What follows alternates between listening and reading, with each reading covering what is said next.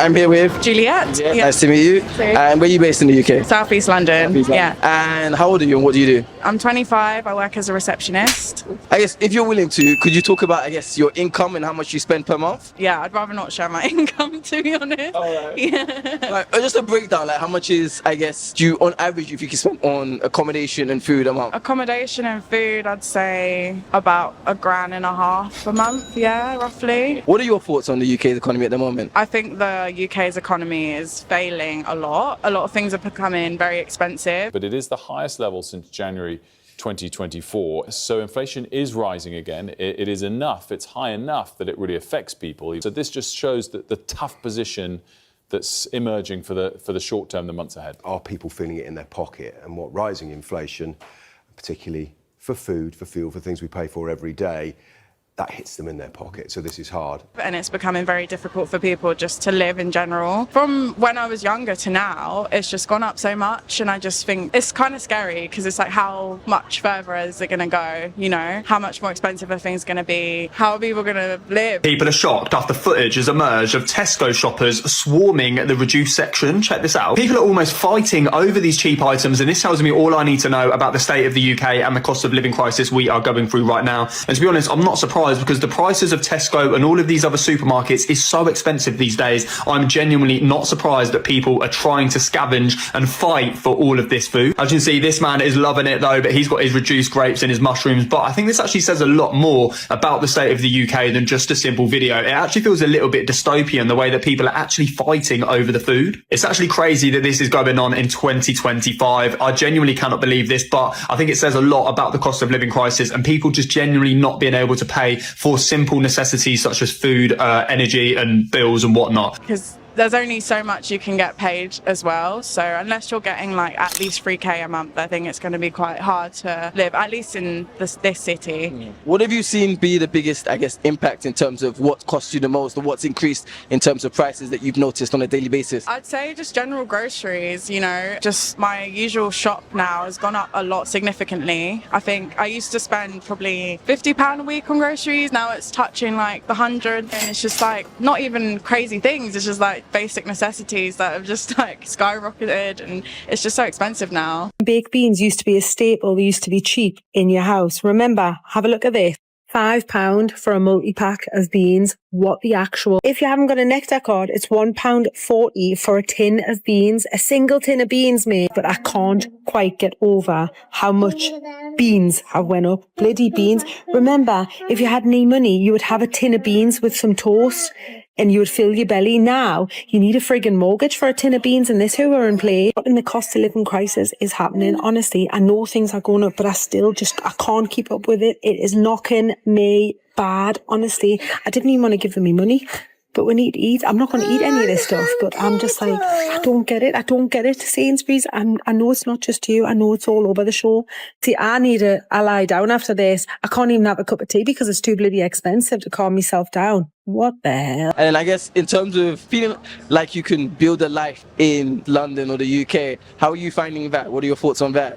The thing is, I don't even know if it's realistic anymore. I don't know if it's something that I look at long term. I think for now, yes, it's like my family's here, my work's here, but I don't think I look at this place as a place to be in the future or survive in. What do you think is the greatest, I guess, societal issue in the UK at the moment? I'd say just politics and false media. There's a lot that we are being exposed to that isn't necessarily positive, and it's like a lot of people don't feel like they can speak about it, or it's like there's a bit of a stigma. I feel like it's drawing people apart rather than together, and especially in the UK, there's not this sense of community and togetherness. It's more like every man for themselves, and I think that's the biggest problem. I think if people realise we are here to help each other and we're not here to survive on our own and just struggle, then we would be progressing more as a society, more than just like people feeling like they're on their own and they have to survive. So I think that's the biggest challenge at the moment. Yeah. What do you think brings about that situation that you've mentioned, that kind of divide? Just the idea that you have to have this hierarchy of who's the survival of the fittest, and like especially since COVID, If you're not making it, then you're left to suffer, and it's like everyone's kind of scared that they're going to have that scarcity if it's going to be taken away from them, if they think if they grind and they deserve the benefits that they reap, but then they don't think about those that are suffering and those that don't have the advantages or the opportunities that others might have to make a living or to just have a good life, you know. What role do you think class plays in kind of some of the societal issues? I think it plays a big part because, you know, the working class are finding it a lot more difficult now with things rising, and people don't have the means to just go out and buy a house or buy food either for their kids or themselves. And the upper classes are just, they don't have to worry. There's a clear divide between the upper class and the lower working class, I'd say, yeah. What are your thoughts on how the future of the UK may actually pan out and how it might be in the future? Any concerns, any hopes? My concerns is if it carries on the way it's going now, then it would be like really bad, because no one would be able to survive, no one would be happy, and it would just create this big cesspit of just misery. But I am hopeful. I think something has to get really bad before it gets better. So maybe it will just get to a point where it gets really bad and then things improve, or it could be the opposite and just get worse and worse. But who knows? I think it's good to always have that slight bit of hope. But at the moment, with the way things are going, I'm not very optimistic about where the UK stands. Especially the UK is always that, like, it's like its own thing. It always wants to be its own independent thing, like leaving Brexit, you know, having the monarchy, things like that. It's just never going to integrate with the rest of the world, which is a bit of a shame, but it is the way it is, really. What impact do you think, if any, that foreigners have on the UK and the UK economy? Foreigners have a massive impact on the UK and foreign economy.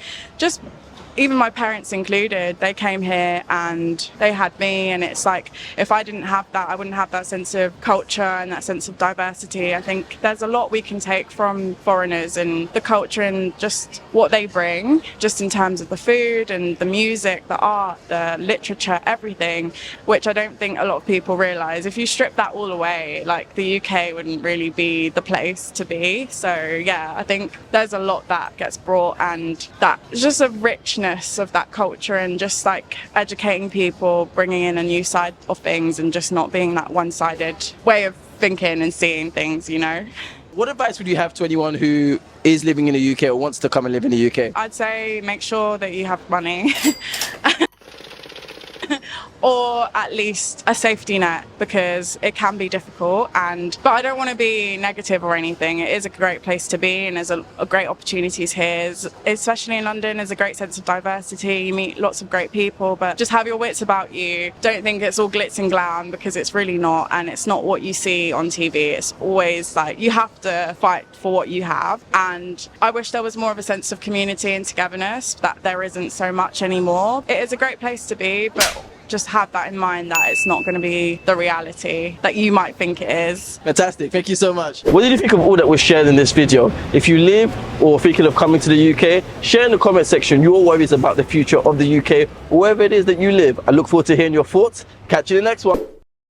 Hi everyone, my name is Corey and I'm embarking on an exciting challenge, going from 6,000 subscribers to 10,000 subscribers in 1 month.